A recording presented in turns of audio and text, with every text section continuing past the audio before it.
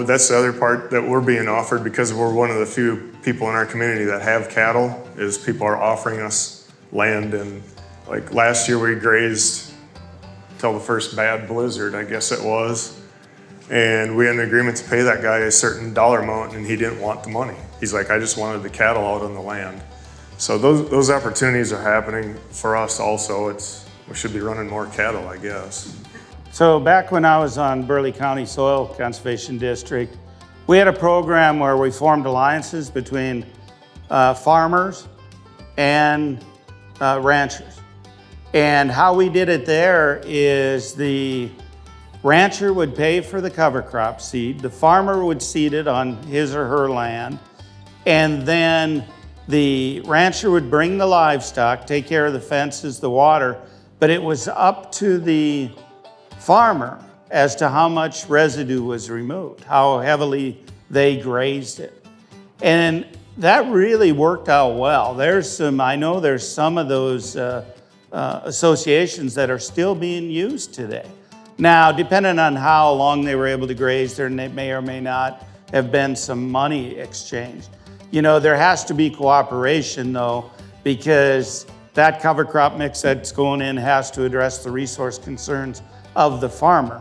So to answer your question, you know, how much, what type of intensity and stock densities, that really is going to vary on your resource concerns and that. But even running cattle on corn stalks, it'll benefit the soil. Now, again, you can't just turn them out on a quarter for the whole winter and not expect there to be trailing and damages. But one of the things we do is we graze our cattle on areas that don't have water in the winter because we got snow.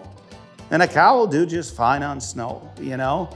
Nobody's out there chopping ice for the bison, you know, 500 years ago. You know, nobody's chopping ice for the deer. What makes you think cattle can't live on snow? And so it allows us the opportunity to get animal integration on cropland where there is no water available. So you have to look at benefits like that also. And I would say just start out on a quarter of land, a smaller area, and see what you can do, you know, where you have water available.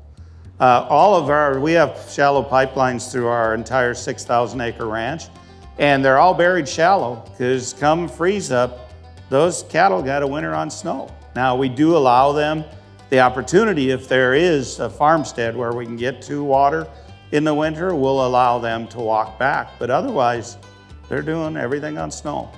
Same with the sheep. The other thing we have in Minnesota is the Grazing exchange program. So if you're looking for livestock, if you have cover crops that you want grazed, Minnesota has their own program, and I believe now we're also part of the Midwest Forage Exchange, I believe is what it's called. So you can I've got 160 acres, multi-species cover crop, you know, and I got fence and I got water, or I don't have fence, I have water. And you can find producers with livestock that way. One of the practices we use on our ranch, I call it a double crop cover crops.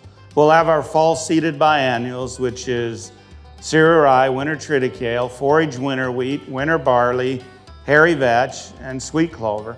We'll seed that. That'll be grazed off the next late June. Then we'll seed a warm season mix, brown ridge sorghum, sudan, pearl millets, cowpeas, you know, collards, some vetch, kale, sunflowers, buckwheat, you know, a diverse mix. And then that'll be grazed late in the fall, in the winter. So we're going on with 2 grazings. I'll net more money off that than most cash farmers, you know, because we can get a lot of pounds of gain between those 2 grazings. And then the beauty of it is we leave the necessary amount of residue to inhibit weeds and to protect the soil for the next year's cash crop. There's no doubt a practice like that, I do that, I'm good to go on all my nutrients for the following several years of cash crops. You know, that's just a non-issue. But, you know, we're not going to expect our cash grain farmers to be doing that. You know, they're not set up to manage cattle on a daily basis like we are. So you have to fit it within your context. The thing is, just try it somewhere.